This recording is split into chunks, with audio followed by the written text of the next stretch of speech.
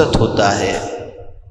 اس کے بعد اس کی محبت دم توڑتی نظر آتی ہے۔ مثال کے طور پر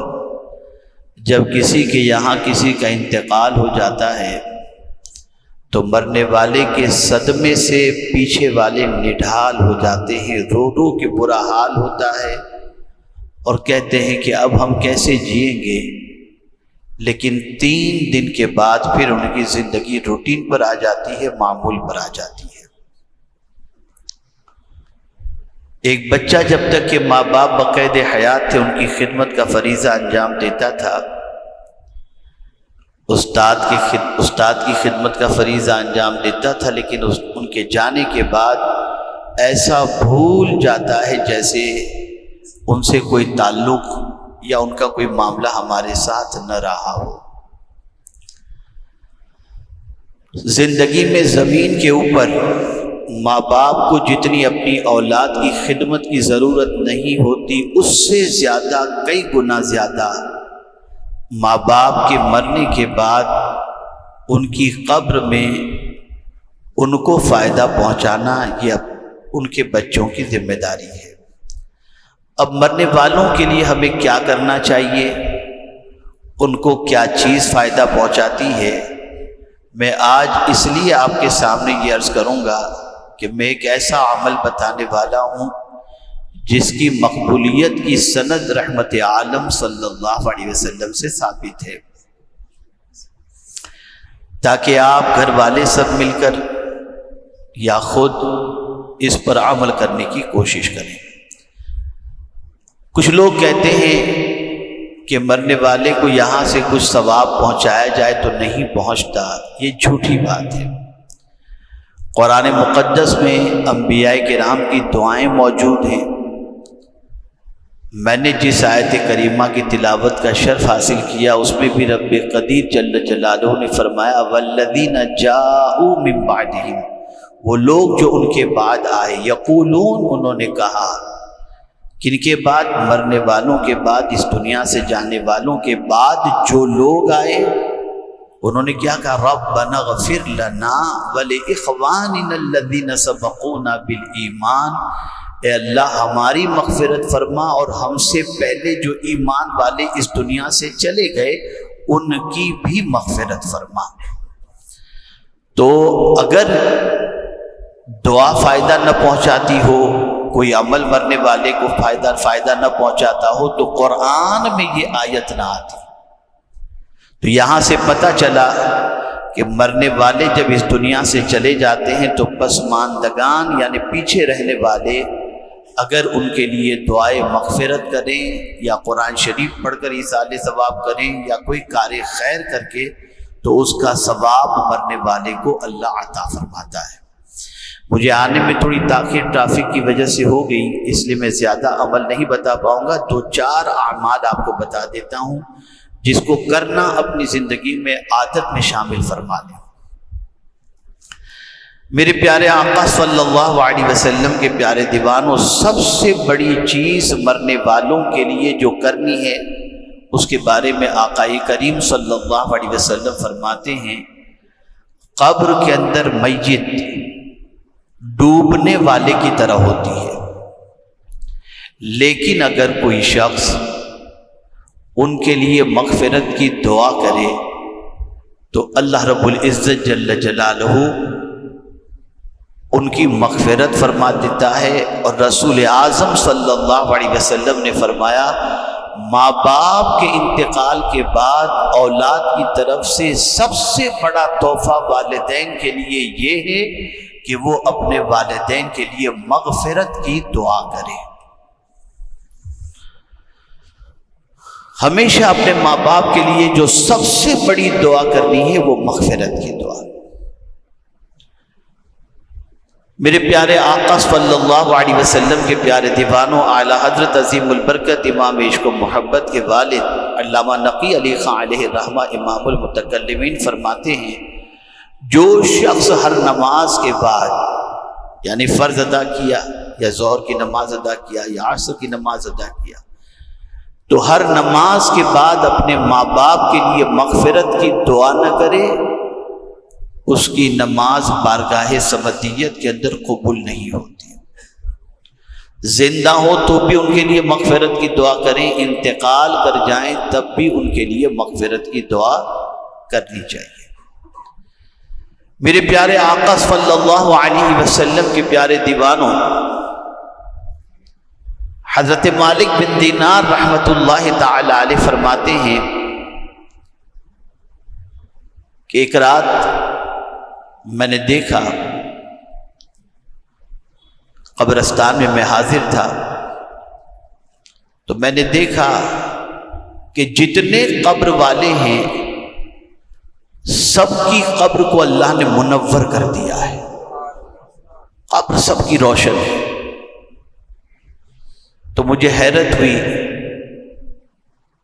اور میری آنکھ لگی تو غیب سے ندا آتی ہے کہ کیا تو یہ جاننا چاہتا ہے کہ یہ مرنے والوں کی قبر کے اندر نور کیسے آیا؟ آپ نے عرض کیا ہاں۔ فرمایا گیا کہ ایک بندہ کل رات قبرستان گیا تھا اور اس نے وہاں جا کر کے 2 رکعت نماز ادا کی۔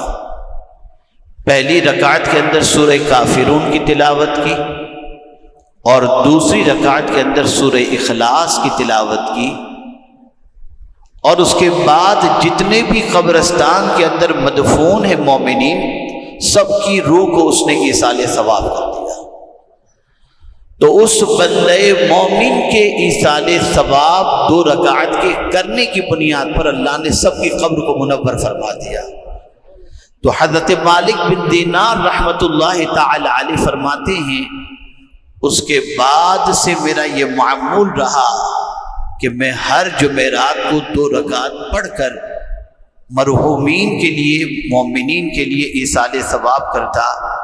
ایک دن آقا کریم صلی اللہ علیہ وسلم کی خواب میں زیارت ہوئی تو رسول رحمت صلی اللہ علیہ وسلم نے فرمایا مالک بن دینار جا تیری بھی بخشش ہو گئی، اس لیے کہ جو میری امت کے لیے اتنا کرتا ہو وہ بخشش سے محروم نہیں رہ سکتا۔ یہاں سے یہ بات سمجھ میں آئی کہ میرے پیارے آقا صلی اللہ علیہ وسلم کے پیارے دیوانوں، ہمیں چاہیے کہ مرحومین کے لیے 2 رکعت نماز، اس لیے کہ یاد رکھیں ایک بدنی عبادت ہے، ایک مالی عبادت ہے۔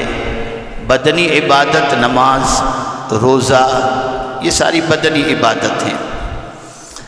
اور اسی طریقے سے مالی عبادت صدقہ و خیرات، زکوٰۃ، یہ ساری چیزیں مالی عبادت ہیں۔ دونوں عبادتیں فرائض کے علاوہ دونوں عبادتیں، آپ زکوٰۃ ایصال ثواب نہیں کر سکتے، فرض نماز ایصال ثواب نہیں کر سکتے، لیکن آپ اللہ کے نام پہ کچھ نفل خیرات کرتے ہوں تو اس کا ثواب مرحومین کو ضرور آپ پہنچا سکتے ہیں، اس میں کوئی مذائقے کی بات نہیں۔ ایون یہاں تک کہ نفل حج بھی، اور میں یہ آپ کو بتا دوں رسول رحمت صلی اللہ تعالی علیہ وسلم کی حدیث سے یہ ثابت ہے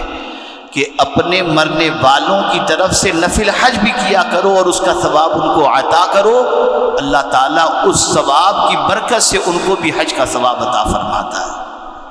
جس کو عام طور پر ہمارے یہاں حج بدل وغیرہ کہتے ہیں۔ حج بدل وہ ہوتا ہے جو مرنے والا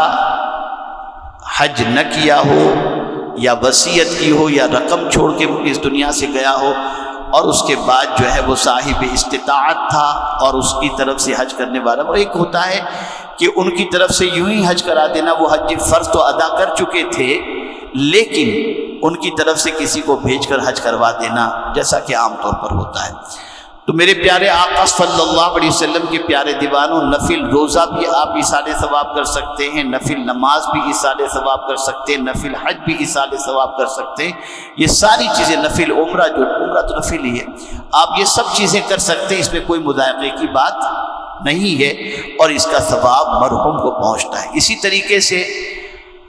حضرت سعد رضی اللہ المولا تبارک و تعالی عنہ کی والدہ کا انتقال ہوا، جلیل القدر صحابی بارگاہ رسول صلی اللہ علیہ وسلم میں حاضر ہو کر عرض کرتے ہیں کہ یا رسول اللہ صلی اللہ تعالی علیہ وسلم، کیا میں اپنی ماں کے لیے کنواں کھدوا کر اس کنویں کا پانی لوگ فائدہ اٹھائیں تو کیا میں اس کنویں کو اپنی ماں کے لیے ایصال ثواب کر سکتا ہوں؟ یا حضور سے انہوں نے پوچھا ہوگا